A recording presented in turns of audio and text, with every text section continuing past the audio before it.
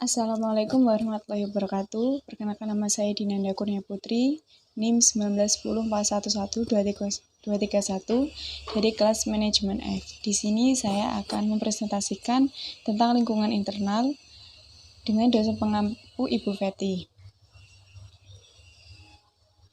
Lingkungan internal. Tujuan dan peran analisis lingkungan untuk menilai lingkungan organisasi secara keseluruhan. Faktor-faktor yang ada di luar maupun di dalam organisasi yang dapat mempengaruhi kemajuan organisasi dalam mencapai tujuan yang telah ditetapkan. Berikut ini adalah contoh-contoh tujuan analisis lingkungan dari beberapa perusahaan. Untuk menyediakan kemampuan dalam mengenai masalah-masalah kritis dalam lingkungan bagi manajemen perusahaan. 2. Untuk menyelidiki kondisi masa depan dari lingkungan organisasi dan kemudian mencoba memasukkannya ke dalam pengambilan keputusan organisasi. Yang ketiga, untuk mengenali masalah-masalah mendesak dan signifikan bagi perusahaan dan memberikan prioritas terhadap masalah tersebut serta mengembangkan sesuai rencana untuk menanganinya. Pengertian lingkungan internal menurut para ahli.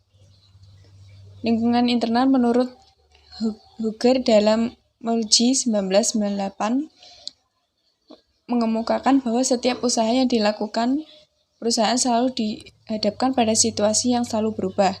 Kondisi tersebut tidak mungkin dilaksanakan tanpa adanya proses penyesuaian terhadap kondisi internal yang ada. Menurut Wispandono 2010, lingkungan internal adalah lingkungan organisasi yang ada dalam suatu organisasi. Analisis ini ditunjukkan untuk mengetahui kekuatan dan kelemahan organisasi relatif dibandingkan dengan pesaingnya. Menurut Rahayu Puji Suci 2008, dalam penelitiannya berpendapat bahwa secara internal, lingkungan perusahaan adalah organisasi perusahaan itu sendiri beserta elemen-elemen yang ada di dalamnya. Pengertian lingkungan internal. Lingkungan internal adalah semua sumber daya manusia dan fisik yang mempengaruhi organisasi. Pihak yang berkepentingan internal yaitu organisasi itu sendiri. Unsur-unsur lingkungan internal. 1. Karyawan.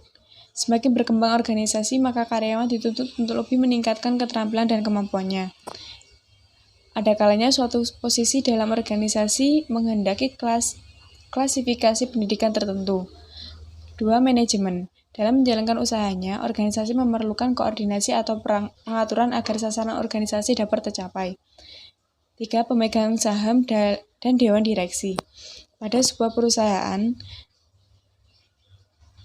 pemegang saham memiliki kemampuan untuk mempengaruhi pengambilan keputusan melalui hak pemberian suara pada rapat umum pemegang saham. Modal dan peralatan fisik. Organisasi atau perusahaan membutuhkan modal untuk kelangsungan hidupnya. Untuk organisasi yang telah go public, modal diperoleh dari penanam saham. Selanjutnya, analisis lingkungan internal.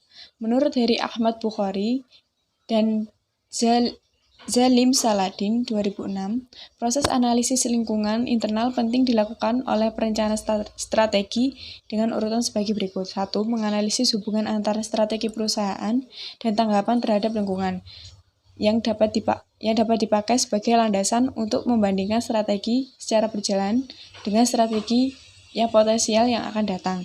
2. Menganalisis kecenderungan faktor dan masalah utama yang diperkirakan mempunyai dampak penting terhadap perumusan strategi. 3. Mencoba meramalkan kemungkinan yang akan terjadi pada masa yang akan datang terhadap lingkungan. Golongan lingkungan internal yaitu lingkungan jauh, faktor ekonomi, sosial politik, teknologi, dan ekologi. 2. Lingkungan industri, hambatan masuk, kekuatan pemasok, kekuatan pembeli, ketersediaan substitusi, persaingan antar perusahaan. 3. Lingkungan operasional, pesaing, kreditor, pelanggan, tenaga kerja, dan pemasok. Komponen analisis lingkungan internal. 1. Scanning, mengidentifikasikan petunjuk awal perubahan dan kecenderungan lingkungan. 2. Monitoring, mendeteksi arti melalui observasi terus-menerus atas perubahan dan kecenderungan lingkungan. Yang ketiga, forecasting, mengembangkan proyeksi atas hasil yang diantisipasi berdasarkan perubahan dan kecenderungan yang dimonitoring. 4.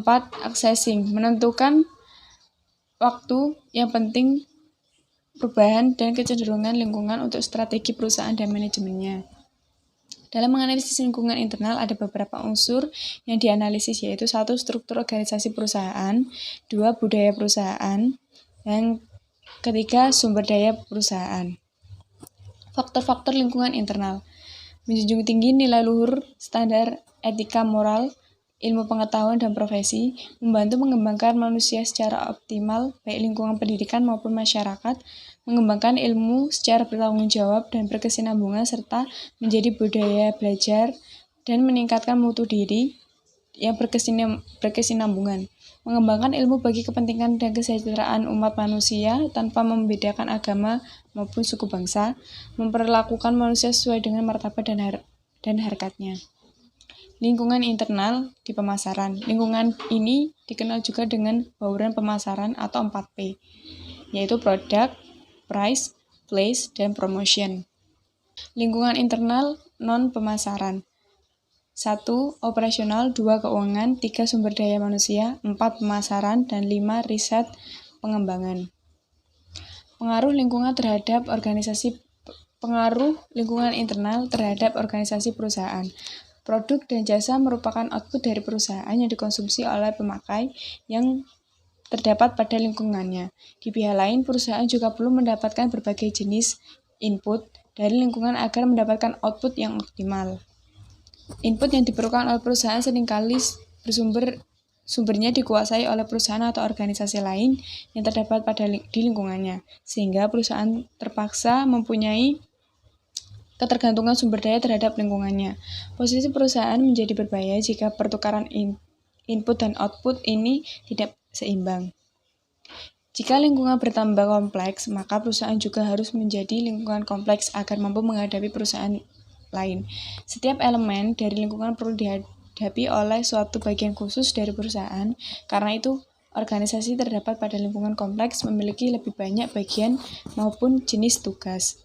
Oleh karena itu, sebuah perusahaan perlu melakukan penyesuaian struktur internal organisasi, pola kerja, perencanaan yang matang, mulai dari pembuatan keputusan sampai pelaksanaan keputusan. Sekian presentasi dari saya, kurang lebihnya mohon maaf. Wassalamualaikum warahmatullahi wabarakatuh.